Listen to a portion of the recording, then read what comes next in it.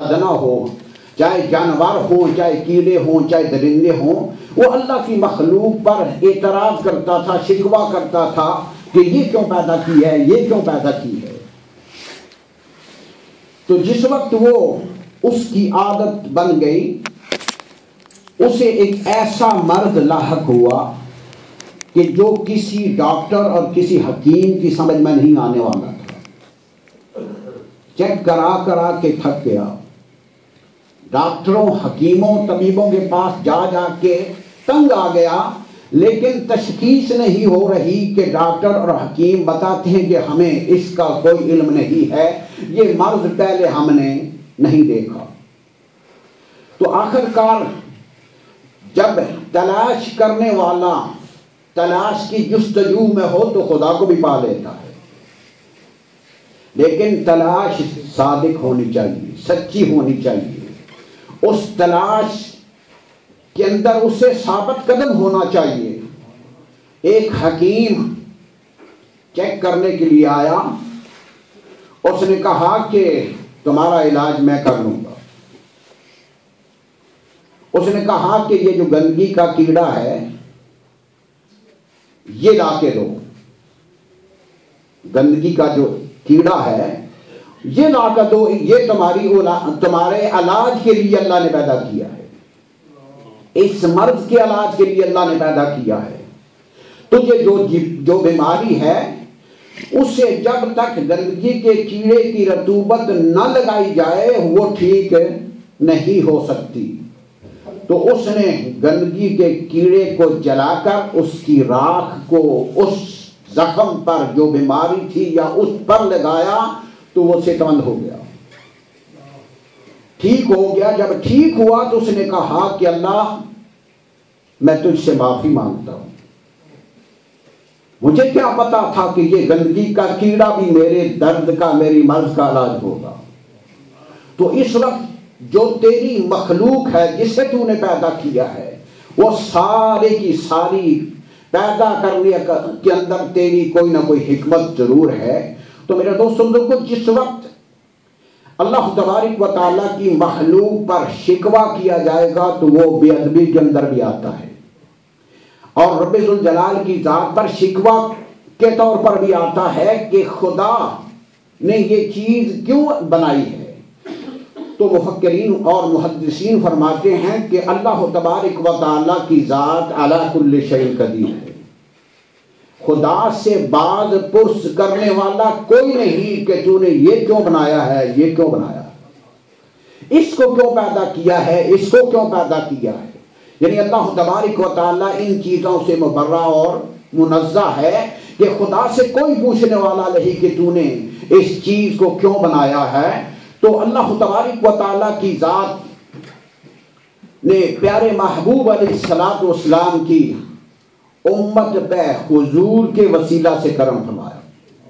امت جیسی بھی ہے، حضور کی ذات کا معاملہ رب ذوالجلال نے اپنی بارگاہ میں، اپنی نظر میں ایک زاویہ بنا لیا ہے کہ امتی حضور کا کلمہ پڑھتا ہے تو خدا اس کا حلیہ دیکھ کر، اس کے عمل دیکھ کر، اس کی زندگی دیکھ کر، اس کی سیرت دیکھ کر اللہ تبارک و تعالیٰ اس کے ساتھ پیش نہیں آئیں گے، خدا حضور کو سامنے رکھ کے اس کے ساتھ پیش آئیں گے۔ صالحین فرماتے ہیں کہ حضور علیہ الصلوۃ والسلام کی ذات کو اللہ تبارک و تعالیٰ نے وہ شرف عطا فرمایا ہے کہ آقا علیہ الصلوۃ والسلام کی ذات نے وہ ادب کیا ہے جو کوئی کر نہیں سکتا۔ تو آقا علیہ الصلوۃ والسلام کی ذات کو اللہ تبارک و تعالیٰ نے وہ ادب عطا فرمایا ہے کہ جس ادب کے ذریعے اللہ تبارک و تعالیٰ حضور کی امت پہ بھی کرم فرماتا ہے۔ قرآن مجید کے اندر بہت سی ایسی مثالیں موجود ہیں کہ جس کے متعلق بیان کیا جائے اور اس پر دلیل کے طور پر پیش کیا جائے، کیونکہ وقت کم ہوتا ہے۔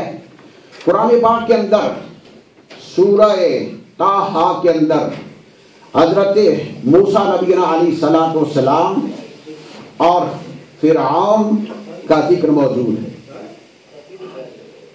فرعون کے جادوگروں کا ذکر موجود ہے، فرعون جو اپنے آپ کو الہ کہلواتا تھا اس کا ذکر موجود ہے۔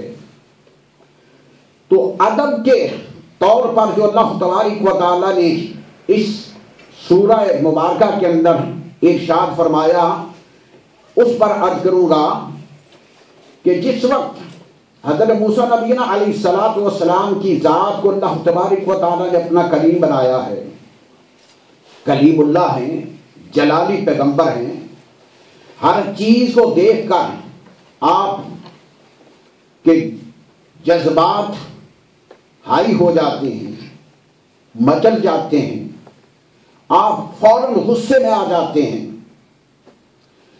تو حضرت موسیٰ نبینا علیہ السلام کی ذات کا گھر اور فرعون کا گھر، اس کے درمیان والی جو جگہ ہے اس کو حضرت موسیٰ نبینا علیہ السلام کے ساتھ جو مقابلہ تھا اس مقابلے کے لیے اس جگہ کا انتخاب کیا گیا،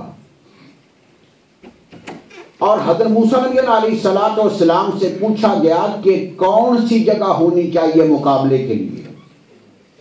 اب مقابلہ بازی ایسی چیز ہے کہ جس کے اندر دونوں طرف سے کوشش کی جاتی ہے کہ دیکھنے والے زیادہ ہوں، مقابلہ دیکھا جائے، اس لیے مقابلے کے لیے کھلی جگہ کو استعمال کیا جاتا ہے۔ تو حضرت موسیٰ علیہ السلام کے مقابلے کے لیے 70,000 جادوگر آئے، ایک طرف اللہ کا ایک نبی ہے، دوسری طرف 70,000 جادوگر آئے۔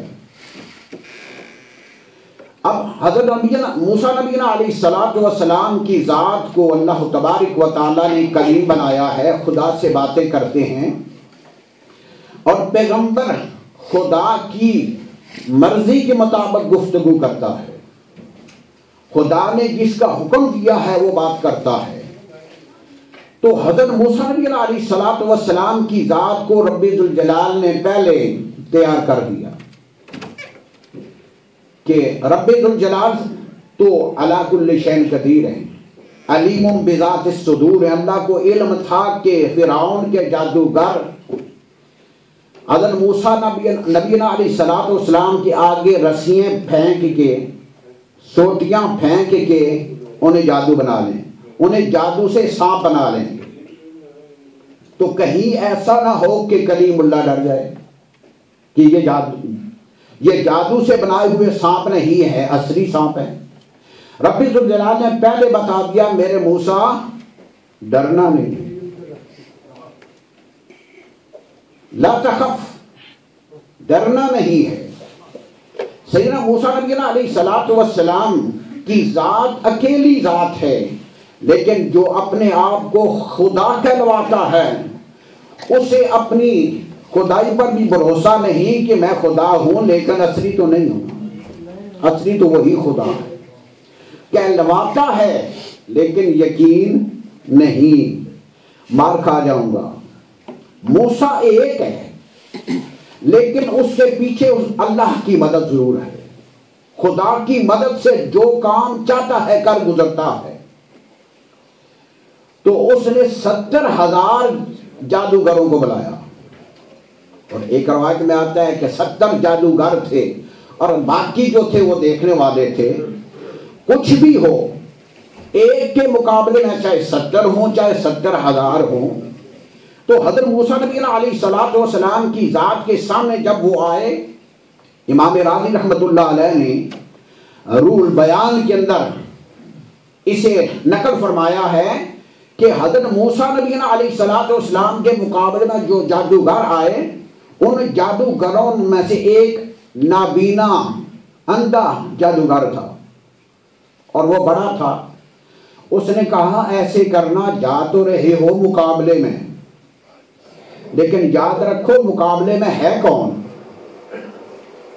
یہ نہ سمجھو کہ مقابلے میں جادوگر ہے، مقابلے میں وہ ہے جس کی بات آسمان سے مکمل ہو کے آتی ہے، جس کی باتیں آسمانوں پر بھی کارگر ثابت ہوتی ہیں، زمینوں کے اندر بھی کارگر ثابت ہوتی ہیں۔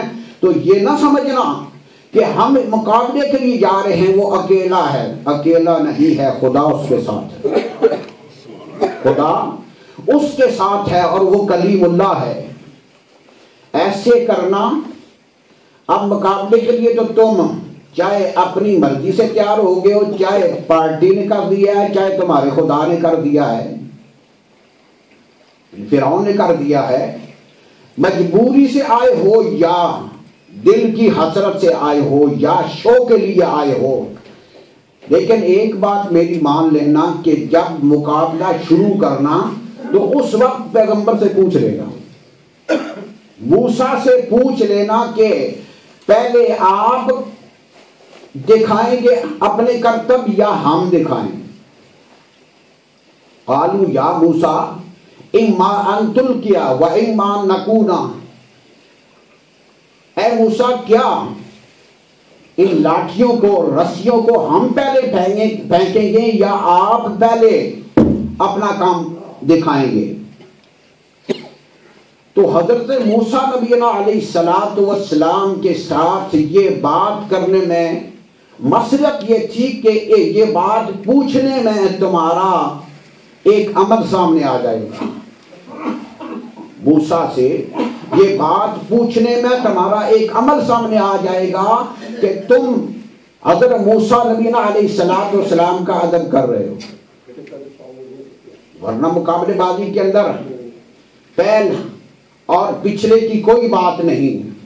جب یہ بات ہوگی تو موسیٰ کا ادب تمہارے ذہن میں آ جائے گا، اگر تم ہار بھی گئے تو پھر موسیٰ کے سامنے شرمندہ نہیں ہونا پڑے گا۔ تو جس وقت انہوں نے کہا کہ قالوا یا موسیٰ اما ان تلقی و اما نکون من المؤمنین، قالوا یا موسیٰ اما ان تلقی و اما نکون، اے موسیٰ پہلے ہم رسیاں پھینکیں یا آپ اپنا کام دکھائیں گے؟ حضرت موسیٰ نبی علیہ السلام فرماتے ہیں کہ اسی وقت میرے دل کے اندر یہ بات پکی ہو گئی کہ انہوں نے میرے خدا کو قبول کر لیا۔ جس وقت انہوں نے ادب سے مجھ سے پوچھا تو میرے دل کے اندر یہ بات پکی ہو گئی کہ انہوں نے میرے خدا کو مان لیا ہے۔ تو جس وقت حضرت موسیٰ نبی علیہ السلام کی ذات، چونکہ آپ جادوگروں کے سامنے آئے ہیں لیکن جادو کا مقابلہ کرنے کے لیے نہیں آئے کہ جادو سے جادو کا مقابلہ کیا جائے۔ حضرت موسیٰ نبی علیہ السلام کا جو موقف تھا وہ ایک ہی تھا کہ ایک خدا کو مانو، ایک الہ کی عبادت کرو۔ تو جس وقت حضرت موسیٰ نبی علیہ السلام کے سامنے ادب کے ساتھ وہ آئے، انہوں نے کہا کہ یہ پہلے کام آپ شروع کریں گے یا ہم پہلے کریں؟ تو حضرت موسیٰ نبی علیہ السلام نے فرمایا کہ میرے دل کے اندر یہ بات آ گئی۔ تو اس وقت رول بیان کے اندر یہ بات لکھی گئی ہے کہ حضرت موسیٰ نبی علیہ السلام کے دل کے اندر ڈر پیدا ہو گیا، ایک خوف پیدا ہو گیا کہ جو اللہ کے ولی ہوتے ہیں وہ مغلوب نہیں ہوتے، اللہ کے جو ولی ہوتے ہیں، اللہ کے جو دوست ہوتے ہیں وہ مغلوب نہیں ہوتے، وہ غالب آتے ہیں۔ تو جس وقت یہ بات آئی تو اس وقت اللہ تبارک و تعالیٰ نے فرمایا کلیم اللہ، ولی کا درجہ نبی سے کم ہوتا ہے، تو کلیم اللہ ہے، تیری بات ان سب کے دلوں کے اندر آ چکی ہے، اب یہ دل کے اندر اس بات کو تسلیم کر چکے ہیں۔ واقعہ بیان کرنا مقصود نہیں ہے، رسیوں کو پھینکا، لاٹھیوں کو پھینکا، وہ صاف بن گئے۔ حضرت موسیٰ نبی علیہ السلام نے اپنے عصا کو پھینکا، ان سب کو کھا گیا۔ اور امام راضی فرماتے ہیں کہ جادو کا اثر نبی کی آنکھ پر بھی ہو سکتا ہے، نبی کے خیال پر بھی ہو سکتا ہے۔ جادو کا اثر نبی کے آنکھ پر بھی ہو سکتا ہے، نظر پر بھی ہو سکتا ہے اور خیال پر بھی ہو سکتا ہے۔ تو اسی لیے حضرت موسیٰ نبی علیہ السلام کے دل کے اندر خوف پیدا ہوا. لیکن جب حضرت موسیٰ نبی علیہ السلام کا معجزہ کامیاب ہوا، اس عصا نے سب کو کھا لیا، تو اس وقت وہ سارے کے سارے سجدے میں گر گئے، وہ سارے جادوگر سجدے میں گر گئے. تو اللہ تبارک و تعالیٰ کی ذات نے موسیٰ کے ادب کی وجہ سے انہیں دولت ایمان سے مالا مال کر دیا. میرے دوستو، یہ ادب ایسی چیز ہے. حضرت سری سکتی رحمت اللہ علیہ فرماتے ہیں، میں کعبے کے پاس بیٹھا ہوا ہوں، بیٹھ کے پڑھ رہا ہوں تو تھک گیا. جب تھک گیا تو میں نے اپنی ٹانگوں کو تھوڑا کھولنا چاہا، لمبا کرنا چاہا. تو جو ہی میں نے ٹانگوں کو لمبا کیا تو غیب سے آواز آئی، کس بارگاہ میں بیٹھے ہوئے ہو؟ اس بارگاہ کا ادب یہ ہے کہ یہاں پر ٹانگیں پھیلا کے بیٹھو. آپ فرماتے ہیں میں فوراً اپنی ٹانگوں کو سمیٹ لیا اور پھر ساری زندگی میں کعبے کی طرف ٹانگوں کو کھول کے کبھی نہیں بیٹھا اور نہ کبھی لیٹا ہوں. تو یہ کعبے کا ادب تھا. ایک عارف فرماتے ہیں کہ حضرت امام احمد بن حنبل رضی اللہ تعالیٰ عنہ سے بادشاہ وقت نے پوچھا کہ میں جب دعا کرتا ہوں تو کیا کعبے کی طرف منہ کر کے دعا کروں یا حضور کے روضے کی طرف منہ کر کے دعا کروں؟ تو حضرت امام احمد بن حنبل فرماتے ہیں کہ حضور کے روضے کی طرف منہ کر کے دعا کیا کرو، کیونکہ حضور کعبے سے افضل ہے، حضور کی ذات کعبے سے افضل ہے. اس لیے حضور کا ادب کر. اللہ تبارک و تعالی مسجد کا، قرآن پاک کا، ماں باپ کا ادب کی توفیق عطا فرمائے. وما علینا الا البلاغ المبین.